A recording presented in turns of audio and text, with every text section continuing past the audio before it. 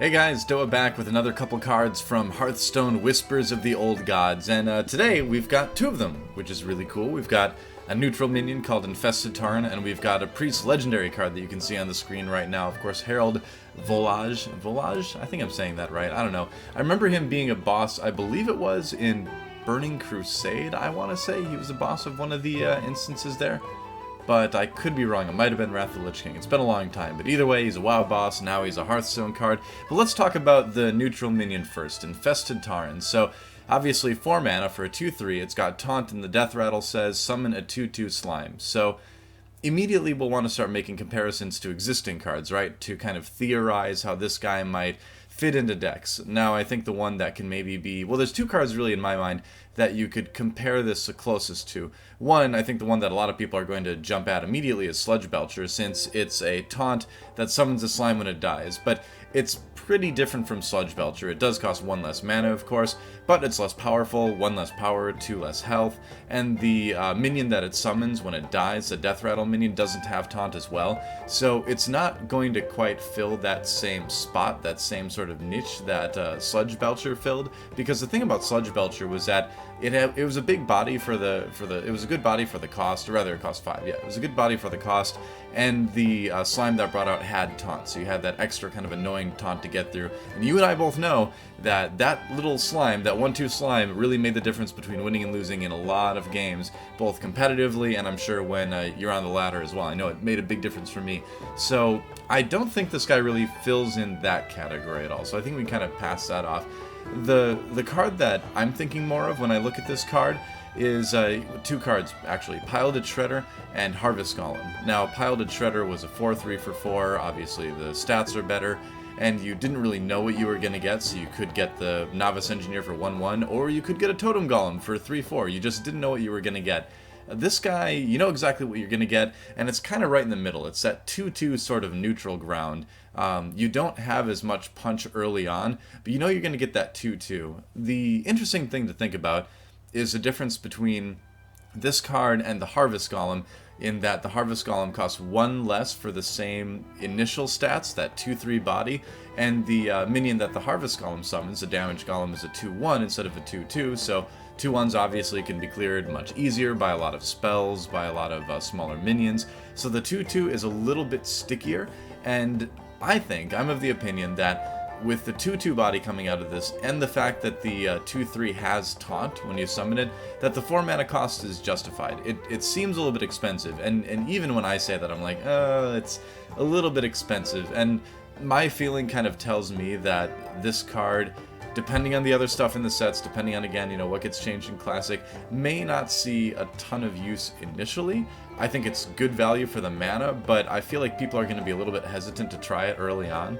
I think if you're running, well, a Cthulhu deck, possibly this wouldn't be a bad card to put in there, because again, you're trying to sustain and just sort of survive until you get to play that Cthulhu and ideally win the game off of it.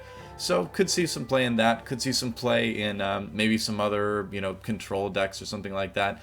But as far as aggressive mid-range decks go, I don't know. It doesn't quite fill the Piloted Shredder spot. It doesn't really fill, you know, anything that you take a 3 mana card out for to put in there.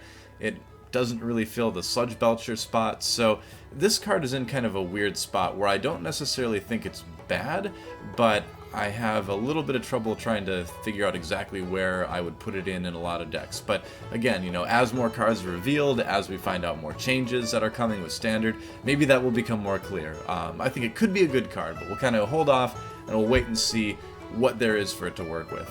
So moving on to our legendary card, it's a Priest Legendary Herald Volazj. Volazj. I have to like look over at my other monitor to see the card. Herald Volazj. Okay.